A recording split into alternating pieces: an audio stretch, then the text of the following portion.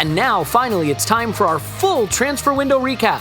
All right, we'll talk to you next time. This is the Arsenal Vision post-match podcast. My name's Elliot Smith. You can block me on Twitter, Yankee Gunner. That's it. Recap done. Talk to you next time. Actually, to be fair, there is quite a recap to do because while there were, it says here, no incomings, there were outgoings. And I think that is probably going to be the bulk of our discussion today, along with maybe looking ahead a bit to what this squad still can achieve, how we got to this point, who is going to be asked to step up and how. But I think we all know that the first topic is going to be Pierre-Emerick Aubameyang, and probably for the last time in a while is my guess, if ever. But, that's where we are right now. So let's dive into it with Paul. You can find him on Twitter at Pause My Pants. Hello, Pause. Woohoo! And Tim, you can find him on Twitter at Roberto. Hello, Tim. Hello there. As you may be able to tell, I am still recording from an undisclosed location, so still away from my family, which means while I am going through misery, my family is as happy as they have been in ages. So I'm glad that I can help. I am on a strike. I am not going home until Arsenal bring in a new player. So I'll see you next season. All right. Tim, you wrote quite beautifully about Pierre-Emerick Aubameyang's lasting meaning to you as it relates to winning the FA Cup on the day of, what could have been the day of, not quite the day of the birth of your daughter. And I think anyone who has not read that on the Arsblog website should certainly do so. But before we get into the real nuts and bolts of this, do you want to just sort of give me your lasting impressions or what your long-term impressions of Aubameyang will be? Because once again, we find ourselves in a position with a player who was quite special to us for a period and then leaves under a cloud. And I'm wondering what part of it you compartmentalize and what part of it will stay with you. Yeah, I choose to take the good bits, obviously. Essentially, he was really, really great for, 2.5 years? Yeah. And then after that, maybe a year and a half, not so great. And, we can debate the nuts and bolts of whose fault that was or where the fault lies or, whether that's down to his decline or like a decline in the number of chances the team creates or I suspect it's a bit of both of those things. It's just how you finesse that formula, what percentage belongs where. But ultimately, we knew what we were getting into, right? We signed a 29-year-old and a 29-year-old with a big reputation. That was a short-term purchase. And that's really what it was supposed to be and what it should have been. In hindsight, really, that should have been a one-contract purchase when you buy a 29-year-old. And had it been that, it would have been like an exceptional period, basically, because you think about what he did from January 18 to, up to the cup final in 2020. In hindsight, as hard as it would have been to say goodbye at that point, what an impact that would have been, that 2.5 years. That would have been, wow, we had this guy at his peak and it was short, but it was very, very sweet. And it had walked off into the sunset with the FA Cup. And, maybe we've had a manager before who should have done something similar. Yeah. But after beating the very same team in the FA Cup. Yeah, exactly. And, Arsenal really should have. I'm still of the opinion that I kind of sat on the fence at the time and said I would have him run out his contract. I wouldn't give him a new deal. But I felt like in, the summer 2020, there was too much uncertainty with the pandemic. It would have been very, very difficult to, gauge how we replace him, what kind of money we'd have to replace him. I always felt just let him run his contract out and that would be fine. And I really think that's how it should have gone down. Obviously you can't completely discount and pick out the bits you don't like, like picking the olives off of a pizza or something. They're there. But to be honest, I don't think I'll take that with me too much just because he's declined to some degree, right? I think that's without question. But I kind of look at his decline, like I don't really look at him as responsible for the team not being great. And maybe that's wrong of me. Maybe he has like a really big responsibility in that. But I kind of feel like it doesn't really matter that much who would have played up front in that time. Don't get me wrong. I think we could have done definitely with a different type of striker, but even peak Aubameyang, I think would have struggled to score goals last season. Definitely, maybe less so this, where Saka and Smith Rowe have really kind of stepped up, and we've got Ødegaard now. But I feel like last season was just a bit of a write-off. Most of last season was a bit of a write-off from an attacking respect. So I don't really carry, I certainly don't carry any bitterness because I don't know what happened between him and Arteta. I don't think I'll ever know. So I can't have an opinion on how much he's to blame or what he did or anything like that. So I think ultimately what I'll take away from this was that we signed a 29-year-old striker and we probably got what you should expect, which was he was great until he was about 31, 32, and then it wasn't that great anymore. And to be honest, in absolute isolation, I know no one wants to hear this, but actually getting most of his wages off the books, like that to me looked impossible. I didn't think that would happen in a million years, to be honest. I thought once he signed that deal, we had him until the end of the deal. So to be able to extricate ourselves from it, I guess is a bit of a success. But that's all of that stuff is just a bit too unclear to me to really sullied my memory of him. Yeah, in order to see it as a success, it depends on how much you think we paid of it for him to move. I don't think it was just a straight cancellation. I think there was payment there. I mean, there's a lot of different reporting on it, but yeah, I can definitely say Aubameyang was one of my favorite players before we got him. He's a player who I enjoyed, even if I don't think we ever had him at the peak of his powers, but I enjoyed him. I pretty vocally said that I had concerns about the second contract, and even I have to confess, the way this ended is not remotely in the range of outcomes I was thinking about in terms of why it might not work. I think there are 2 points people conflate, which is, it doesn't matter that we got rid of him for nothing, due to discipline because he wasn't that good on the pitch anyway.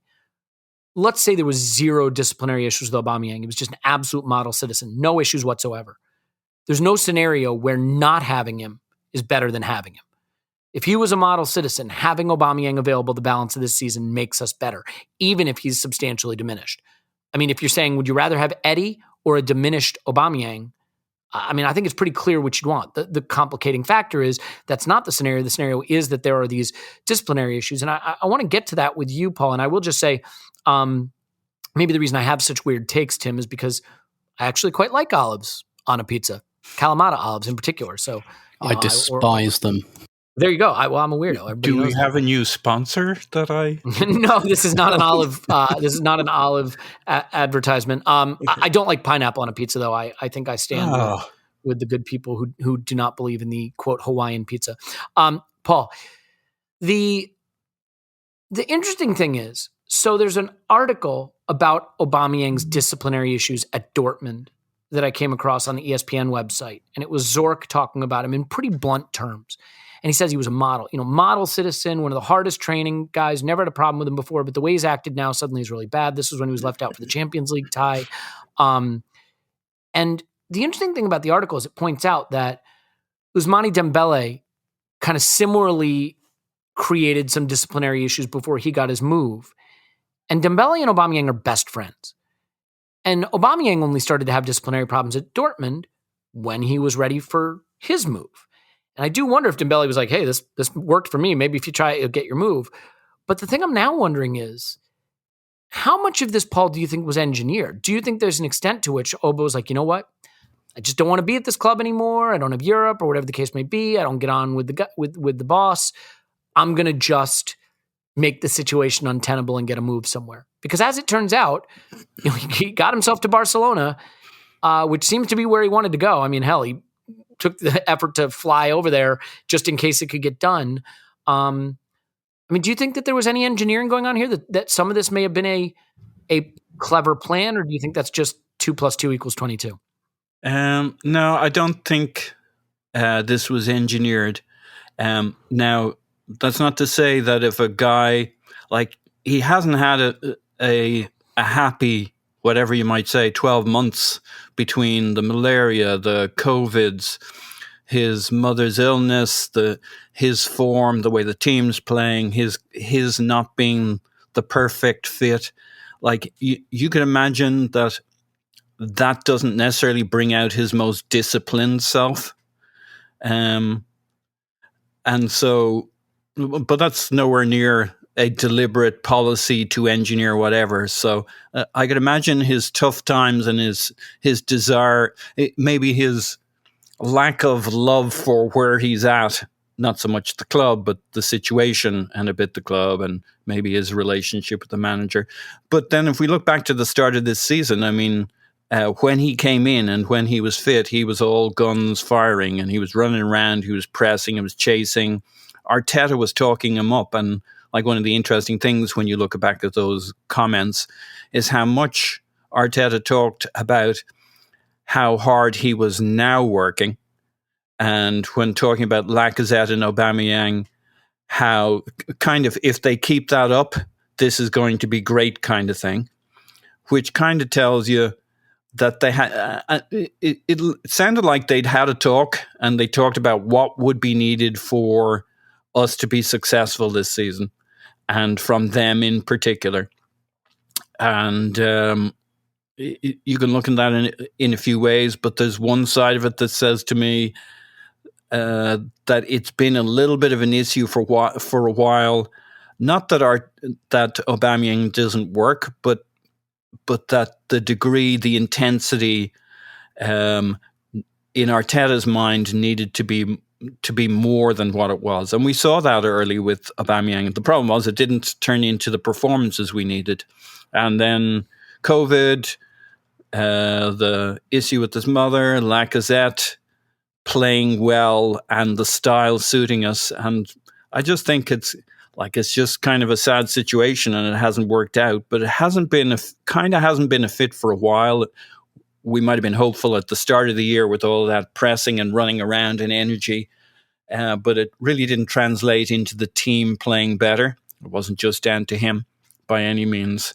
And it just seems like one of those football things where, like, he's not the most flexible player in the world. If we had a style that suited him, and I think that's been the big miss, the fact that we spent all this money to keep a player around, and he's never really seemed like the fit for us. Arteta's never really looked to want to play him through the middle. It's only in recent times he's leaned into that because we tried everything else and we paid the money and let's start by backing him. But Martinelli playing the position Arteta really had in mind for Aubameyang as a kind of a wide forward from the left has shown how the role is supposed to be played. Now, he may not have reached the levels of finishing that Aubameyang could have, or maybe even still could, but his all-round game, I think, is what Arteta had hoped for when we extended his contract and spent the big money and expected to see more of, and it hasn't really panned out. But it's sad. The one thing I'll say about Aubameyang is he did us a real solid. He never should have been a captain in normal circumstances. But when we turned to him as a club under Unai Emery and under Arsenal and under the 1.5 managers that followed Unai Emery, he was the only candidate, really. I mean, who else could it be? He was popular within the club. He was popular with the fans. It was a nuclear position. Everybody who was a senior player in the squad was nuclear. I mean, he did us a solid. And we owe him in many respects for getting us from those rocky times to where things were better. We just should have transitioned to something else. He was never, you can look at him being interviewed after games. He's not the natural captain, and that's not his real thing. And I don't think Auba's any worse than any other time in his career. He might even be a little bit better, being a little older, a little more mature. But Auba was always going to be Auba and do Auba things. And, he talked about being a captain, being a cool captain, it being a cool job. And I made a few comments at the start of the season when he said that about, that's not actually what the job's about. Yeah. And that's not really what we're like. He was never the right fit for captain. It's a weird temperament. Yeah. Yeah. I agree. But he did us a solid. Yeah. I mean, look, I can have affection for the player and recognize that it ended badly. And those two things are totally compatible in my mind. I think one of the issues, and I was tweeting about this, I think part of the problem with the debate around how the Auba thing ended is if you took 100 Arsenal fans and said, what is a level of disciplinary breach that you would regard as sufficient to warrant how this was handled, everybody would have a different answer. Some people might say persistent lateness. Some people might say literally punching Arteta in the face. And you'd get every range of answer in between. Everybody's worked in different organizations, has different professional experience, has different attitudes towards how much you should tolerate, star players and how much you should tolerate talent. I think there are jobs. Sales jobs are a great example where sometimes precocious talent is tolerated even when the behavior isn't in line with where it needs to be. The problem is we don't know exactly what those transgressions were. And then people will say, well, yeah, but the truth is he wasn't that star player anymore. And I do think that is also a consideration to some extent. I do wonder if Aubameyang had gotten off to the start of the season scoring a goal a game, would the discipline have been different? I don't know. I'm inclined to say no, but I don't know. So we'll be left to sort of wonder about that. Aubameyang made some comments, Tim, since he's moved on to Barcelona. And basically said, I didn't get on with Mikel Arteta. I liked the club. Everything was good. I didn't get on with Mikel Arteta. I'm not going to speak more about it. Some people, I think, regard those comments as, bad comments somehow or another. But is that a secret? You know what I mean? No. Was anyone confused about that? So I don't regard the comments as particularly interesting. No, indeed. And the thing is that a lot of people don't think about when they see these comments is what was the question?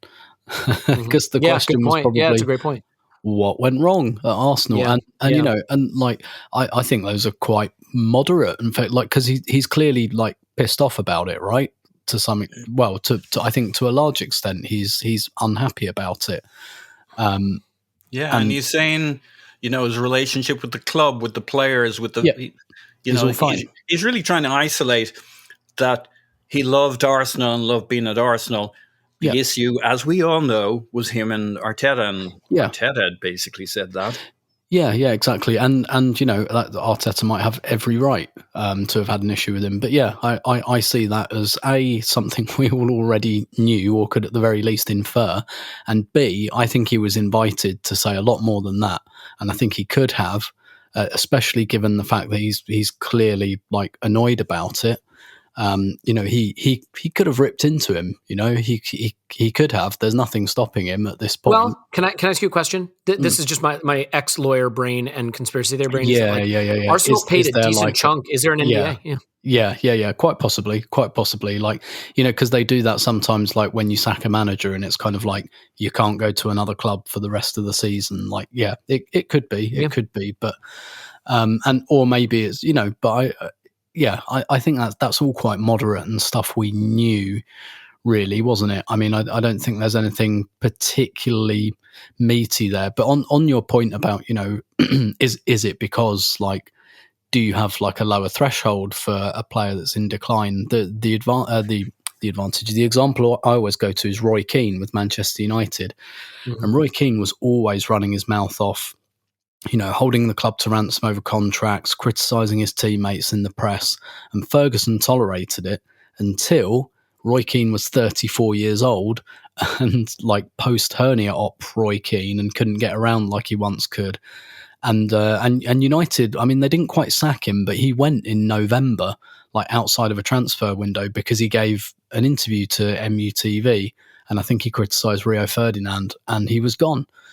Because it was no longer 28-year-old Roy Keane who was tearing up midfields. It was 34-year-old Roy Keane, and Ferguson wasn't having it anymore. And that was clearly an expedient relationship. And we know since, because of things Roy Keane said, that he didn't like Alex Ferguson for a lot of the time. And I don't think Ferguson is a particularly charitable, affable character. I'm sure he carried deep in the pits of his stomach a real grudge against Roy Keane for that. But while Roy Keane was one of the best players in the world, he bit his lip and held on to it until he wasn't anymore. And then he, then he brandished the knife, as it were. So, it could be that the thing that maybe we've criticised Arteta about, maybe not being expedient, maybe he has been. Maybe he put up with Aubameyang for all this time until such time that, he wasn't doing it anymore. Yeah, and I think The one thing that I don't think is relevant, there are people like, well, look, Aubameyang's had disciplinary problems before. He was, a problem at Dortmund. So, this is just who he is. I think you have to throw that out for one very simple reason. At the point at which we decided to give him one of the biggest contracts in the history of Arsenal Football Club, knowing who he was previously at Dortmund and who he was at Arsenal, you no longer get the right to go back and say, but see, this is what he was like before. Because it's like if you go to buy a house for $10 million and they show you the inspection report and they say the foundation has a crack in it. And you say, I'm going to buy it anyway. Or you've lived in it for 2.5 years. Yeah. You lose, exactly. You lose the right to say, prior defect. I think the other thing is, if you got 10 legendary managers around a round table and laid out a disciplinary challenge and said, how would you handle it? I think you'd get 10 different ways of handling it. We are often fixated on the idea that there is a right way to do things and there is a wrong way to do things. And I think that loses the nuance that different managers will handle situations differently. What we can probably agree on is that Arteta handled this in the strictest way possible. And he may have been 100% warranted in doing so. But I think it's last chance saloon with this in this respect. There reaches a point where even if you're right every time, if something continues to happen, people will lose patience for it. And I don't think Arteta is going to have many more chances to go back to Stan and say, I want to cancel this giant contract of this big superstar because he's not behaving the way I want him to. At some point, and again, it's not me saying he handled it wrong. It's not me saying that Oba didn't deserve it. I just think there's only so many times you can play that card before they say, find a different way. So we will have to see. But you don't think in this particular case, for example, that Josh wasn't cheering him on? The man who said, we've a Champions League wages for a Europa League squad. Well, again, you know what, Paul? It depends on how they view paying him wages to leave the club. Like that, it's hard to present that as a victory. There's no way they don't see that they saved something like they say, 20 yes, million. No question. No, I totally agree. Tim, you had a thought there? Yeah. I've been wondering more and more in recent days about that meeting between Arteta and Kroenke in Denver and what was discussed. Because, did Arteta fly to Denver to say, we're just going to let everyone go? That strikes me. Just after that, Chambers goes, I'm completely speculating here, but I really think Arteta went there a little bit with the begging bowl maybe and went, look, we've got to go big for a striker. And I've got no evidence for this at all, but I've got the feeling that Stan was like, no, not this time. I did it for Partey. We wrote off Willian. We're writing off Aubameyang's wages. No, this stops now. And maybe if you clear decks a little bit, then in the summer, maybe we can go to a big release clause or something like that. But no, I've got this feeling that he might have just put his foot down, because I just can't imagine that Arteta went to Denver. He might have been summoned and told, look, we're clearing decks. But I don't imagine that he went there to sell to Kroenke the idea of getting rid of all these squad players. That just doesn't seem like a thing that would happen to me. All of us, everybody in life has reached some point where they were right about something and still got punished for it, or acted right, did the right thing, followed their true north, did what they felt is right, and still were punished. And so it can be true that this was the right way to handle it, and also true that it's burned a little bit of goodwill. Tim, I think we get to turn the page now on this, which is good. But yep. I do think it is important. I can be tedious about a lot of shit, God knows, but when you say something like, should we be giving a 31-year-old this bumper contract? And people say well, it's not our money. Why do we all have to be accountants? Arsenal fans always think they have to be accountants. I do hope that we can reach a point where we look at it and say, okay, you know what? Yeah. The problem is that's why we're finishing the season with Eddie Nketiah and Alexander Lacazette as our striking options trying to stalk down top four. It's not that any of us want to be accountants or care about Stan's money. Is that the bad decisions we make? Yeah, it winds up mattering to us as fans, to what we get to watch and how we get to succeed. Yeah, and because it shows on the pitch essentially, and that's you're exactly right. That is why people care. I mean, I'm sure there are people who are really into the financial side, the contractual side, and that's absolutely fine. That's one of the that's one of the wonderful things about football is you can get whatever you want out of it. If you just want to drink 5 beers and watch it and swear and shout at the referee and then go home. You can do. I've got friends who have season tickets at other clubs, do not want to talk about football at all at any time. They just want to go to the game, have a few drinks, shout at people, and then go home and forget about it. That sounds great. That sounds great. But like, if you're into analytics, data, if you're into like the more like emotive stuff, like you can see football as art, you can see it as maths, you can see it as science, you can see it as accounting. Like there's something for puzzle, everyone, right? Yeah. Yeah, absolutely. But you're right. I think the majority of people, I don't give a shit about accounting or anything like that, but it's because it matters, because it has an impact on the pitch, whether you like it or not. And the people, by the way, who say it's not your money, wrong. Unless you support Manchester City, Chelsea, or PSG, it is your money, right? Whether you go through whether you go through the turnstiles, whether you buy the shirt, whether whether you watch Arsenal's YouTube channel and boost their metrics, whether you have a TV subscription, it's your money. Every single penny a club gets is because of you, right? And Adidas don't put millions into Arsenal for any other reason than you will go and buy their stuff, right? That's so it all comes from you somehow. Like no one other than a few nation states who are trying to sport wash just puts money in for no reason or expects it to fall into a black hole. It's because they expect something to come out of it. So it is your money for a start. But yeah, it absolutely has an impact on the pitch. And which club has seen that more than Arsenal in recent years, with the amount of money, like the amount of, don't like using the word assets, the amount of players we've let walk away on a free. And the thing that kind of blows my mind, Elliot, even like the really big expensive mistakes like Sanchez, Welbeck, Ramsey, Ozil, I guess Aubameyang, like leaving all that money on the table, we could have withstood that if we'd sold Chambers and Maitland-Niles and Nketiah and Lacazette and players who are never going to change the trajectory of the club. Like you can forgive maybe holding on to Alexis Sanchez or Aaron Ramsey for too long, even if it's still a bit silly.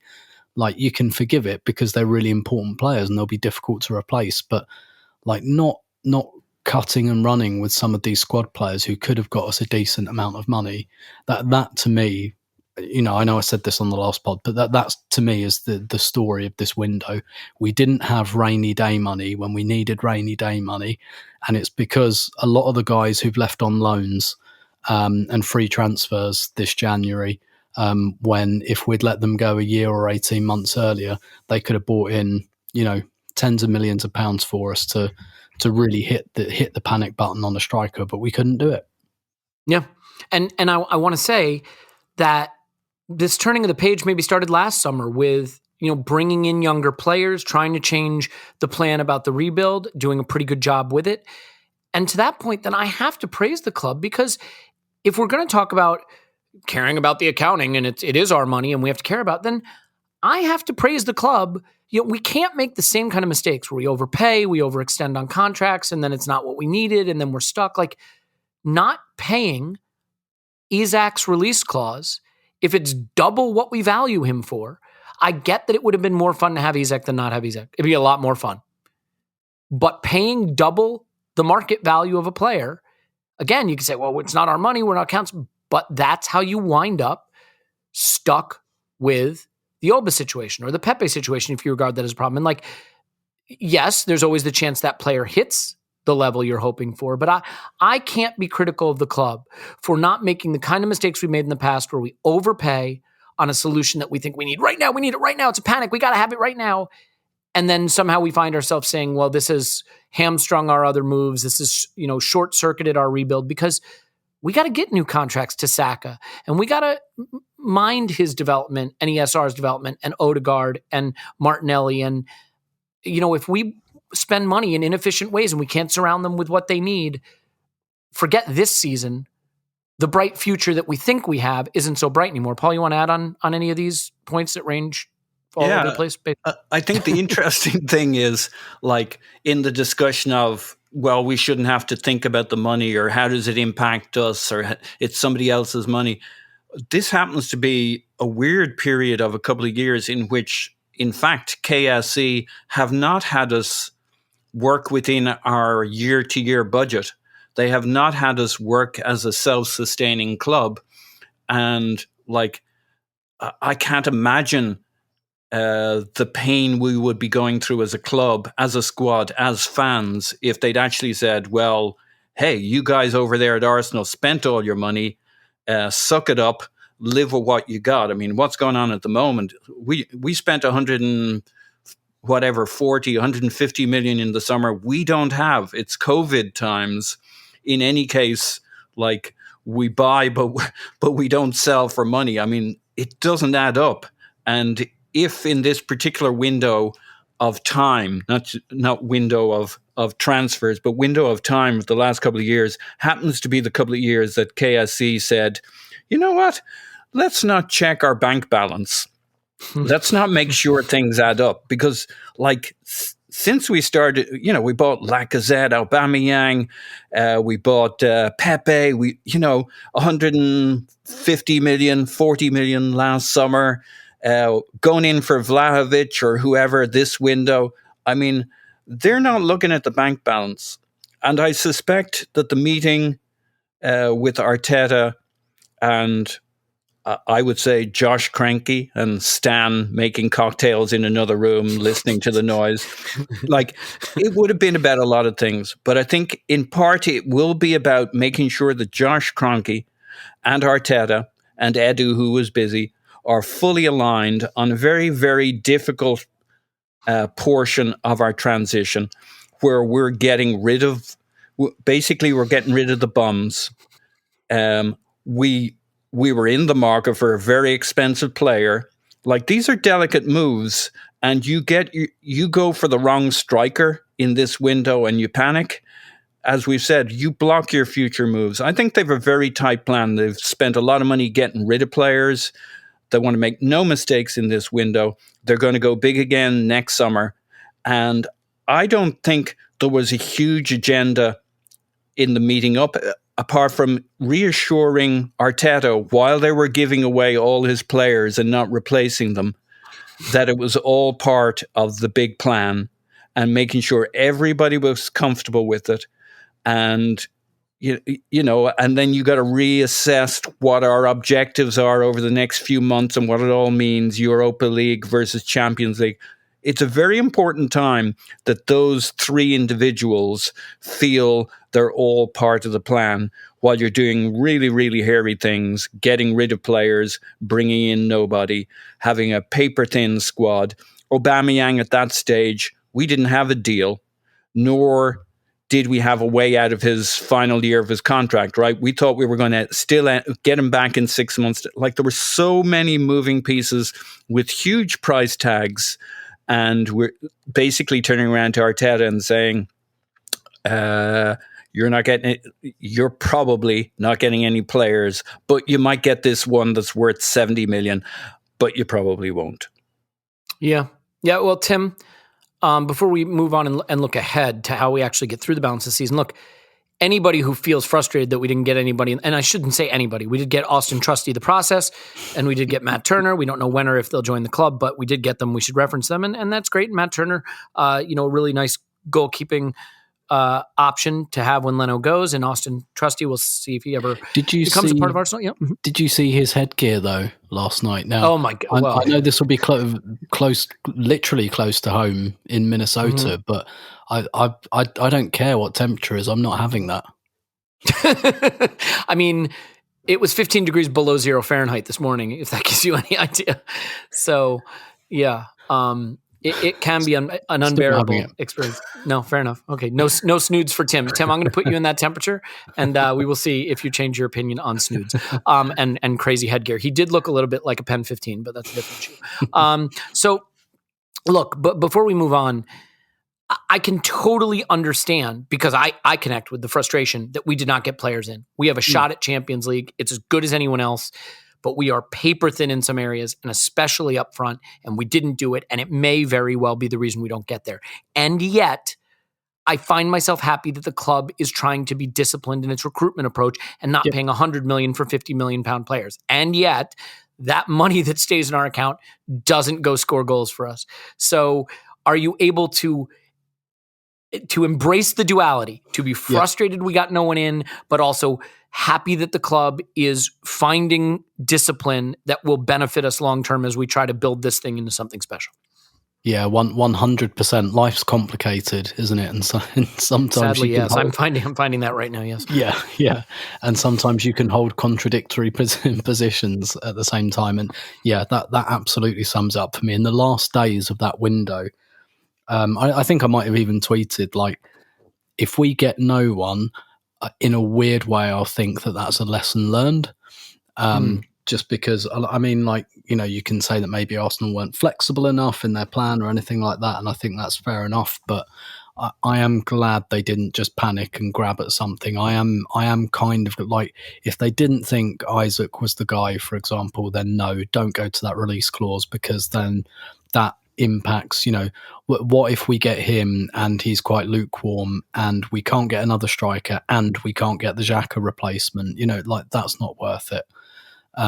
Even if you're of the opinion that, you know, let's say we don't get top four or whatever, and that maybe that's because we don't get a striker, like, you know, we have plenty of very recent experience on how these things can hamstring you for quite a long time afterwards. It's not just a 6-month mistake. Like, if you sign someone that you're not really sure about for more money than you think they're worth, then that's a 4-year mistake. That's not a 6-month mistake. So yeah, I do, at the very least, I think that I think it does look like they've learned something.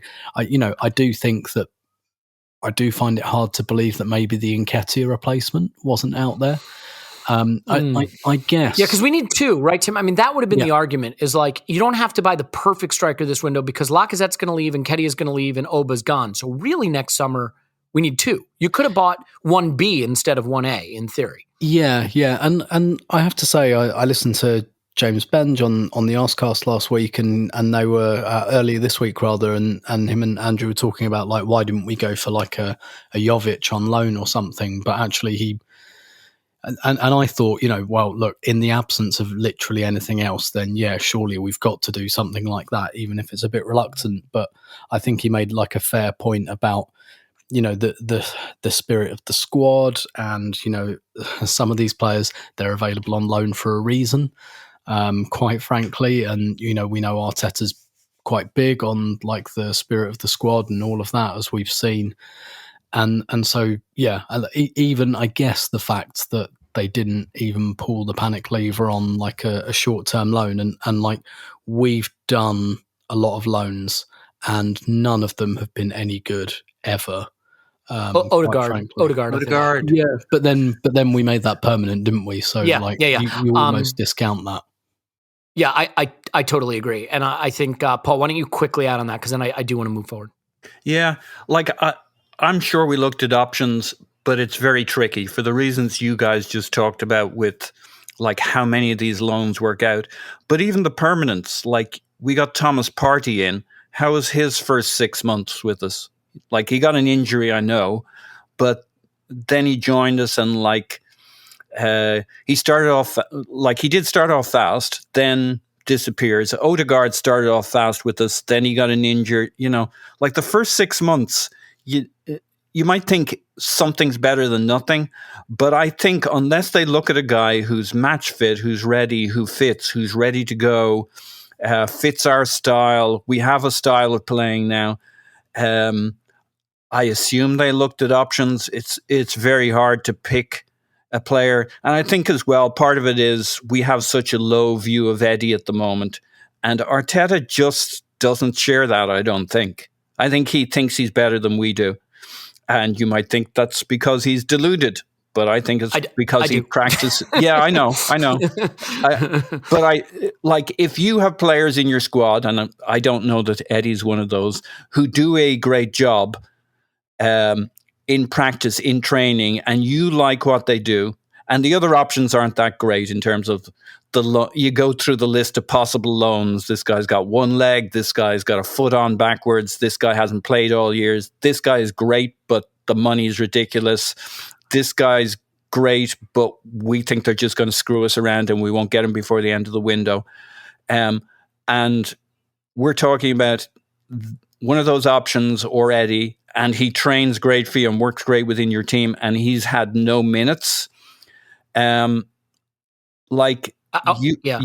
may well take the Arteta option and say, you know what, I'm going to back Eddie. He knows what we're trying to do, and like there's going to be a gap between what we think of Eddie and what potentially Arteta thinks of him, and we may well find out.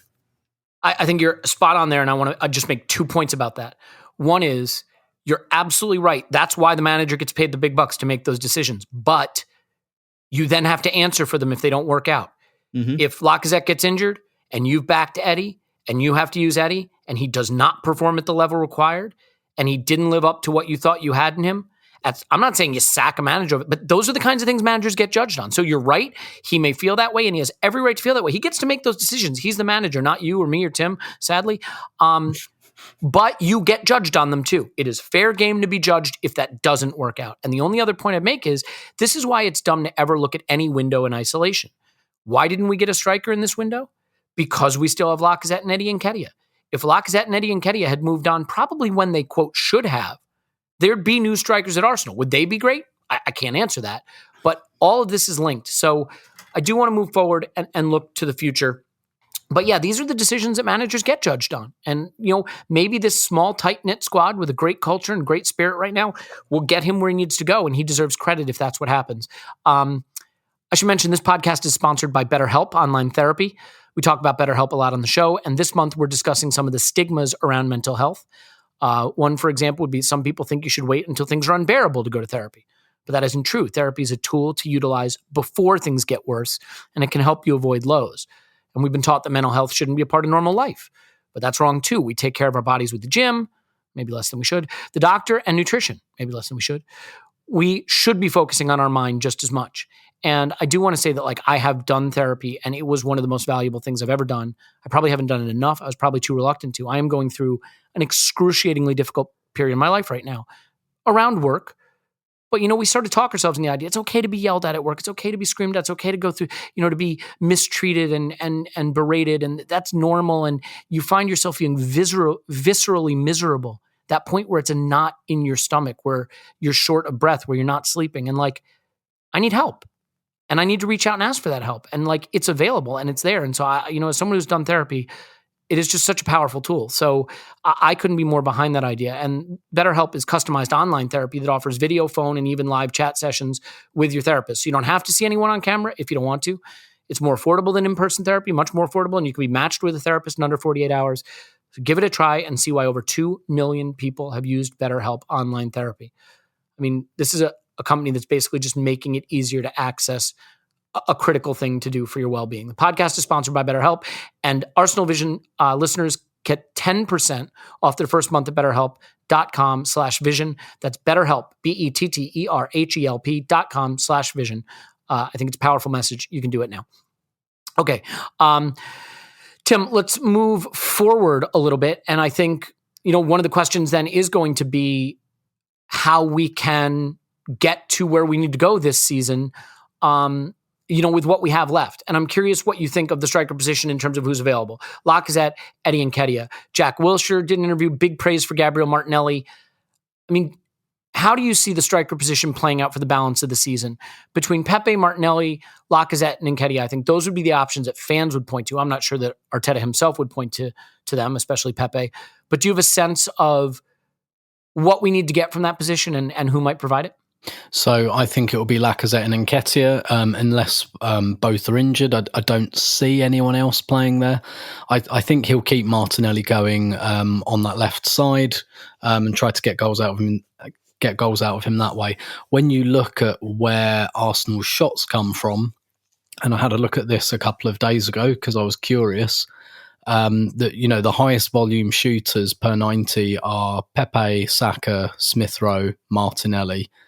What does that tell you? It all comes from wide, essentially. That's where the shots come off. So I think he'll keep Martinelli going. And it's interesting. Admittedly, I probably did it at a bad time because it was just after the transfer window shut and the most emotive time. But I did a Twitter poll on which combo do you think will score more goals before the end of the season between Martinelli and Pepe and Lacazette and Nketiah. And I think it was about 95% said Martinelli and Pepe.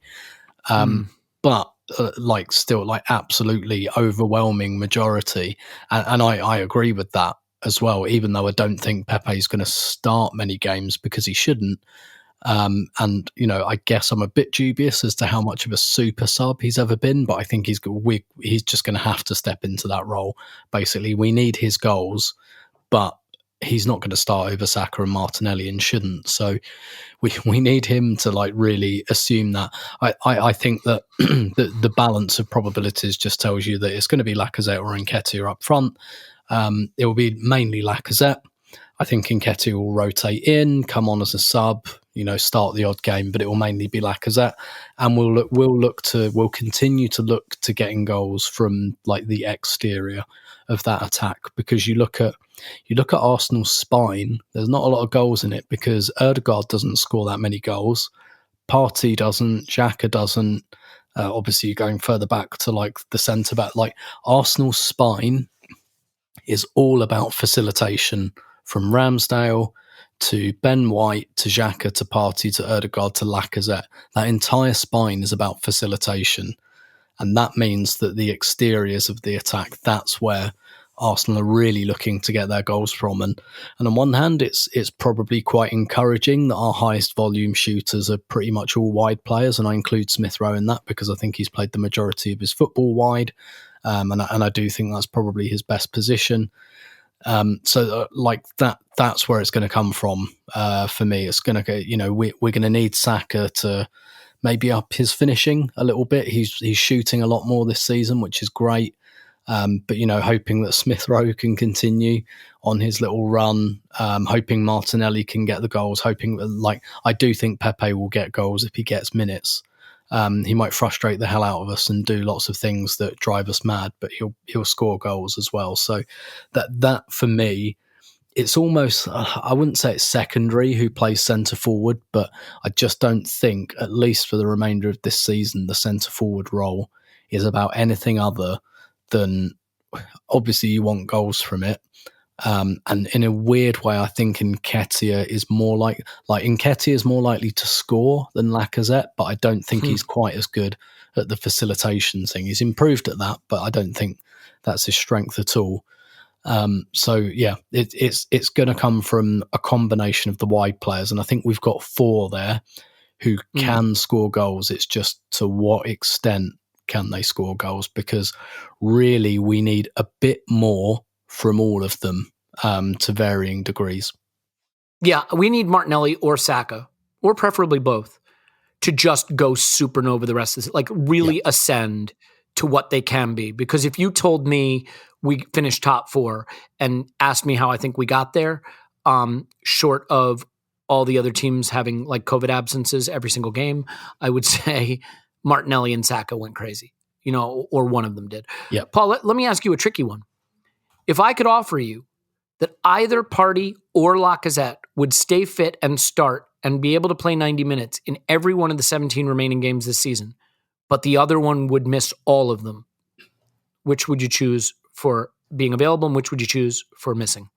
Jesus. By the Partey way, or Lacazette? I'd almost throw in Tomiyasu into the choice of 3 I wouldn't like to lose. Yeah, that's fair. And do we have any update on his injury situation? Because it's a little bit worrying, isn't it? I didn't see him training. He hasn't been spotted in the pictures, but hopefully. As a quick aside about those pictures, by the way, they do seem to genuinely be having. I mean, look, they're in a warm, beautiful area. Not right. Obviously, they're having a great time, but it certainly doesn't seem to be an unhappy camp. Anyway, sorry. Go ahead. Which would you pick? Let's leave Tomiyasu out of that. Hope he comes back and everything's fine. Which would you pick between the 2? It's tough, but I would go with Lacazette, mainly because I did a little exercise, a bit like Tim, in the last day or so. I was looking at goals scored when Aubameyang is up top this season and goals scored with Lacazette.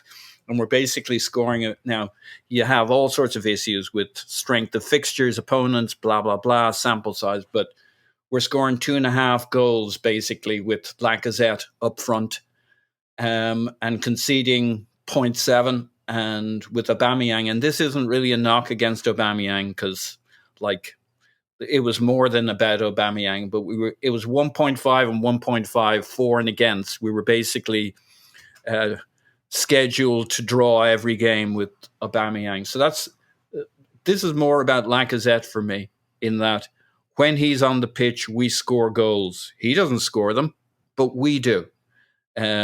And I don't think you want to take that out of the mix. So you're asking me, could we do it with Lacazette in the middle, Martinelli on the left, Saka on the right, Odegaard sprinkling in some Smith Rowe when we need a goal in the last 20 minutes, which is always, and then Sambi and Xhaka in midfield. It would require Xhaka calming down a bit. And Sambi, I think Sambi's been pretty good in recent games where maybe not everybody loved him. I think he's growing all the time. So if I had to go one way or the other, I can't see. If we lose Lacazette, we lose the way we play. I don't really want to call my own bluff on Eddie Nketiah if I don't have to. I want Lacazette for 17 games and let her roll, let her rip. Yeah. I'd probably pick Partey, only because if I look at the Manchester City game and say, I want that, and this may be wishful thinking, but I want that to be who we are and how we play. I want us to be able to press. I want us to be able to put Partey in midfield and basically run the show in there and push other people up the pitch and maybe play more 4-3-3 so you can have Smith Rowe and Odegaard both play if you want. I think that works with Partey. I think if Partey is out and you have to go Shaq and Sambi.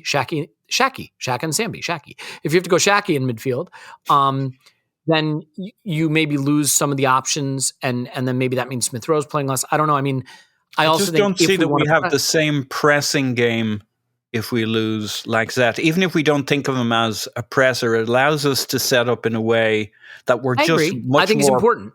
Much more front-footed. He's so important to that ball up the middle as well from Ramsdale. Being able to handle that and distribute it, and the interplay with his relationship with Odegaard, with Saka. God, I think you lose a lot of emergent property there when you lose Lacazette. It's not about the individual players, and it's not because I don't see what you say about Partey, but I think one of them changes our style more than the other. Interesting. Yeah, I mean, that's why it's a hard question, right? Because you really ideally want both. I think I can see ways we could play as a pressing force and retain some of the things we want to do in advanced areas. But no, I take your point. It's not an easy one. Tim, do you have a lean? Because I'm sympathetic to either selection. Yeah, that's a really, really difficult one. I think I'd probably just go for Partey, like to be in the team, as it were. Just, yeah, it is a really difficult one. I do have this feeling, and it's only really a feeling because we've never seen it before, that if Nketiah got a run of games, he'd be okay. And we've seen at the very least he does get chances. And, to be fair, we always talk about that with Aubameyang, right? And even when he misses chances, we say, well, he gets chances. That's what he does. And Eddie's been getting them. He's not been scoring them. And that's led to a lot of bad feeling towards him, I think. But, I do think he wouldn't do the Lacazette role like Lacazette, but I do think at least he'd bring something to the party, as it were. And I'm not saying because who would we play without Partey? It'd be Sambi Lokonga, and I just think ultimately Eddie's 23 and Sambi Lokonga's 21. And I know their careers have been slightly different, but yeah, I just think that if we had to play Eddie Nketiah up front for 17 games, we'd probably be all right. Whereas without Partey, I do think there's just more of a chance that things would fall apart a little bit. This is going to sound so reductive, but I've watched Arsenal play with midfields that I regard as not up to the level, and I think it's one of the biggest reasons we've failed to make top four over the years. Tim, I'll stick with you for a second. I think, look, Bukayo Saka needs a new contract. but everybody's in favor of that. And I think he is a player we'd back up a Brinks truck for, and no one would argue with it. So I don't think that's a debatable topic. I do want to bring up a topic that, honestly, there's no easy way to discuss it without it just devolving into something that's going to piss people off, but we're going to have to do it. Mikel Arteta is getting to a point where his contract is a discussion, and we know that it's out there in the ether, the idea of him getting an extension. I am curious what you think, if anything, needs to be proven down the stretch this season and needs to happen for that to be something that would be warranted this summer. And again, like, it's so hard. The framing of this question is hard because I don't want to make it loaded. I just want it to basically be, look, you don't just give managers extra years for no reason. Like, what are the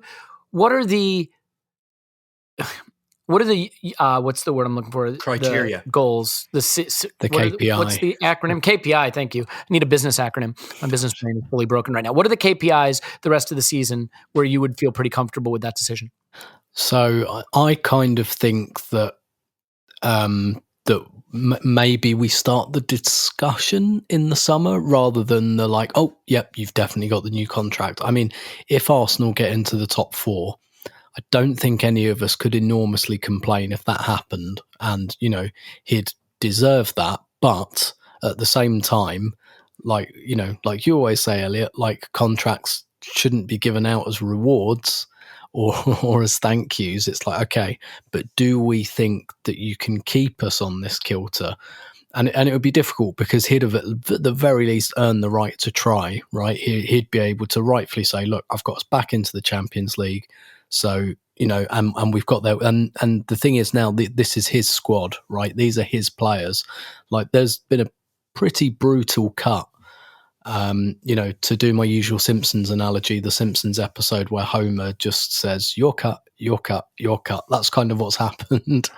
And if you've survived that, that means that Arteta likes you, or else your contract is up at the end of the season and you're going to go anyway. So, like, you know, he could justifiably say, look, we did this my way with my guys, and here we are. So trust me, you know, trust the process and all of that. But I still don't think it necessarily, like, it shouldn't be as absolutely straightforward as that. Like, you know, it shouldn't be entirely results oriented. You know, a bit like you might win a game and you might win a big game, but you might be a bit lucky. You know, like the journey is important in that respect. So, like, for me, if he got in the top 4, look, I wouldn't really grumble if he got a new contract. As to what type of contract that is, like an Alan Pardew 8-year contract, no. No, it just makes me laugh thinking that was once upon a time. That was a thing that happened, yeah. But like anything else, and to be honest, I would still, I'd probably open the discussion in the summer and say, okay, all right, what are you after? Like, if Arsenal finish 7th or 8th or anything like that, then I don't think there should, like, the discussion should open. It should be like, then it's a different discussion, if you know what I mean. Yeah, but then even then you can let the contract run a little bit. Like, I don't get the sense that Mikel Arteta is going to be so in demand that we must tie him down. Like, I do think you could potentially let that hang a little bit. We did it with Arsene Wenger several times. Can I disagree with that on one point? Just tell you why sure. I think that doesn't work. I don't want, so coaches are naturally short-term in their thinking, right? They should be. And directors of football should be a check on them. And maybe there's a conversation about how this dovetails with Edu. But, like, I think a coach who is in the last year of his deal has so much he needs to achieve personally for himself that it may lead to short-term thinking or decision-making that doesn't benefit the club in the long. You know what I mean? It may get to be. It may lead you to make too many short-term decisions. Yeah, and that's fair enough. And, you know, maybe there's an incentivized deal you can offer or something, like, very complicated, or, you know, if this happens, you'll get this, and if this happens, you know, because that's the thing we've got in Arteta is that, like, I think he really wants this job still. Like, I don't think his head would be turned. Really, and like, unless, like, maybe if the Man City job came up, but even then, like, I'm not Yeah, I mean, all right, maybe the Man City job would turn its head, but like, do we get Pep in that scenario? Or I don't think that's a thing that's going to happen anyway. So, like, I do think that Arteta, like, he always wanted this job. He was never really seriously linked with anything else. It was only Arsenal. He clearly wanted, I think he's an Arsenal man. I do.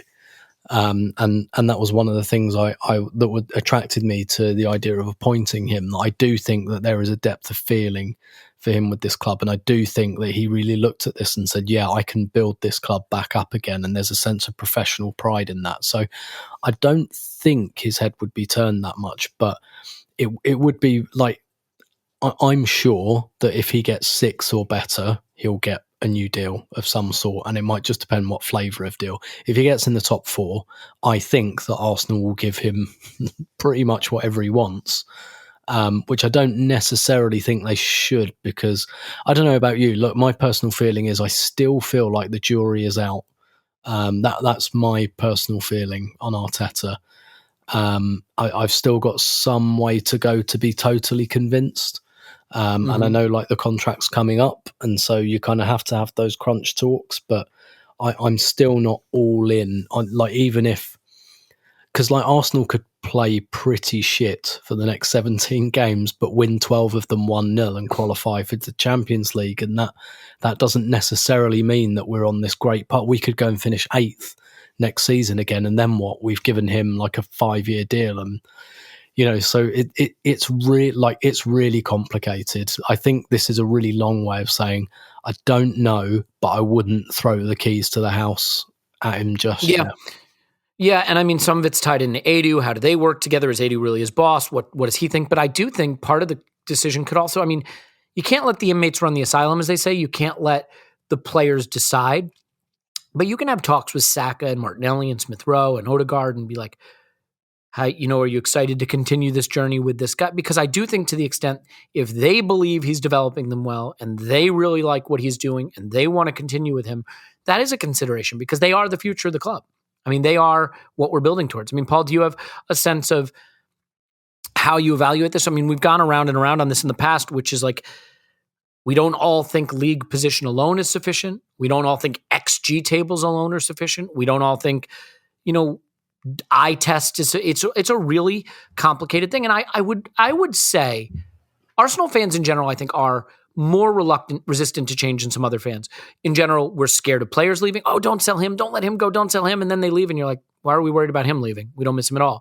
Don't sack managers. And I think there's a class about that. We get attached to the people at our club, and we want to see them thrive there, and we don't want them to move on. But like, me, Paul, with my terrible opinions, I tend to think it's actually pretty easy to get over losing just about anyone. I mean, I can't think of a player that's left Arsenal in the last decade or so that we really had any problems with losing. And I'm not sure that losing a manager is even that catastrophic, but that doesn't mean you want to do it capriciously. So what do you think? What are the KPIs? How do we arrive at a sensible decision that you would back with respect to his future?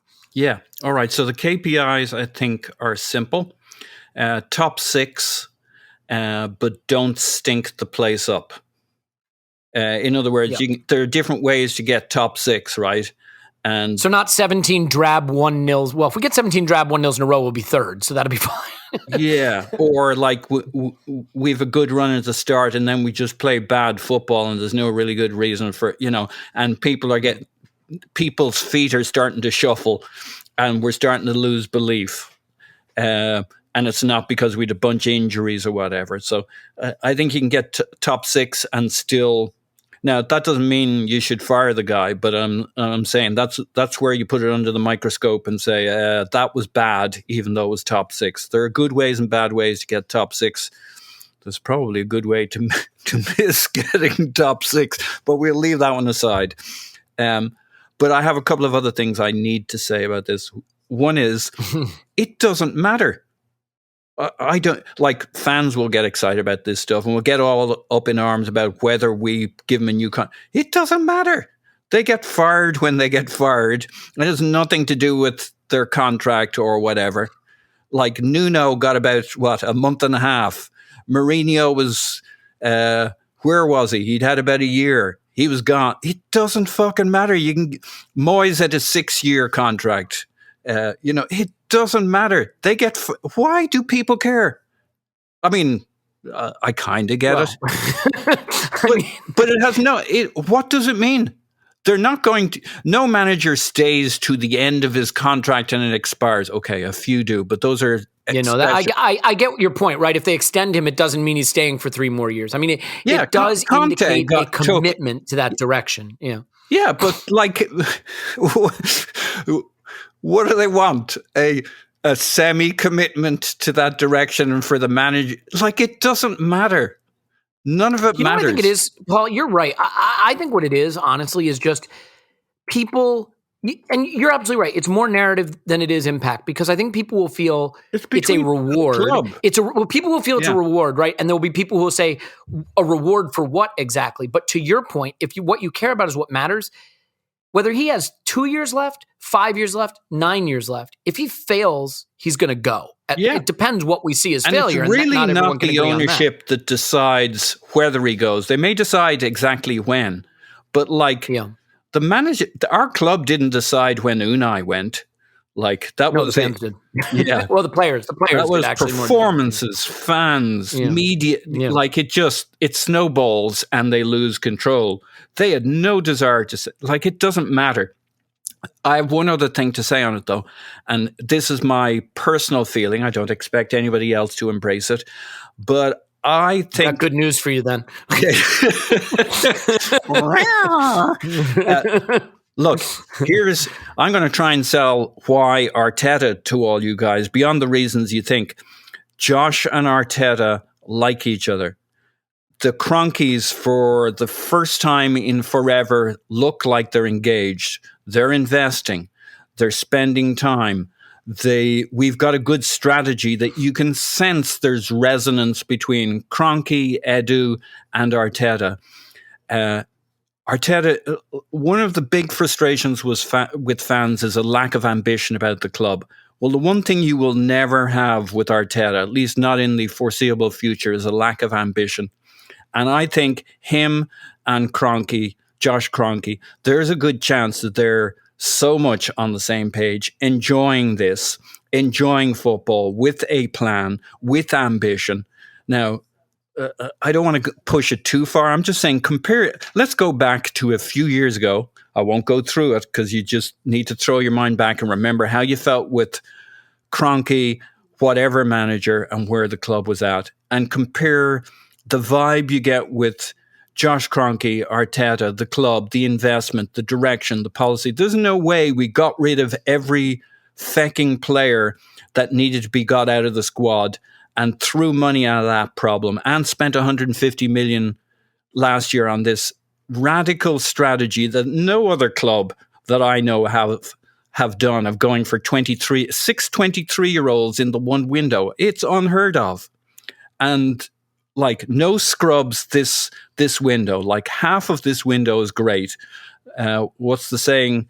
Primum non nocere, which is first do no harm, right?